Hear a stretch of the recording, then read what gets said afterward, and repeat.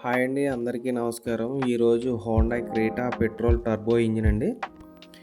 ఈ కారు యొక్క కంప్లైంట్ ఏంటంటే ఓవర్ టెంపరేచర్కి వెళ్ళిపోతుందండి. ఓవర్ టెంపరేచర్కి వెళ్ళిపోయి ఇంజిన్ బాయిల్ అవ్వడం అనేది జరుగుతుంది. ఇది ఎందుకు జరుగుతుంది, ఇలా ఎందుకు జరిగింది అనేది ఈ వీడియోలో పూర్తిగా మీకు చెప్పడం జరుగుతుంది.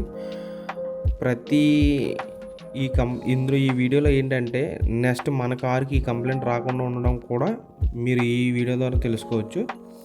ముందుగా అయితే రేడియేటర్ కూలెంట్ కరెక్ట్గా ఉందా లేదా చూసుకోవాలండి. మినిమం మ్యాక్సిమం ఎవ్రీ 10,000 కిలోమీటర్ ఒకసారి కూలెంట్ అనేది చేంజ్ చేసుకుంటాలి.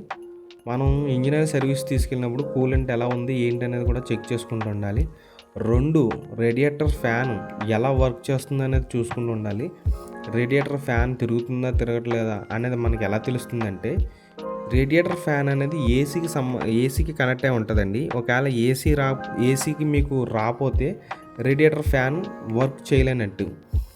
3, వాటర్ పంపు యొక్క బెల్ట్లు ఎలా ఉన్నాయో చెక్ చేసుకుండాలండి. ఈ వాటర్ పంపు బెల్ట్ కూడా మనకి తెగిపోయినా చూసుకోకుండా డ్రైవ్ చేస్తే ఇలాగ ఓవర్ టెంపరేచర్కి వెళ్ళడం అనేది జరుగుతుంది.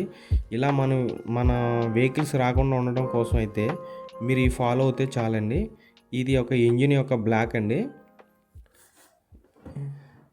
ఇది హెడ్, ఇది టర్బో ఇంజిన్ అండి. హెడ్ మాట ఇది హెడ్కి ఇంజిన్కి మధ్య యొక్క గ్యాస్కెట్ ఇది చూపిస్తున్నాను చూడండి. ఈ యొక్క గ్యాస్కెట్ పోవడం వల్ల ఈ కారు ఓవర్ టెంపరేచర్కి అనేది వెళ్ళడం అయితే జరుగుతుందండి.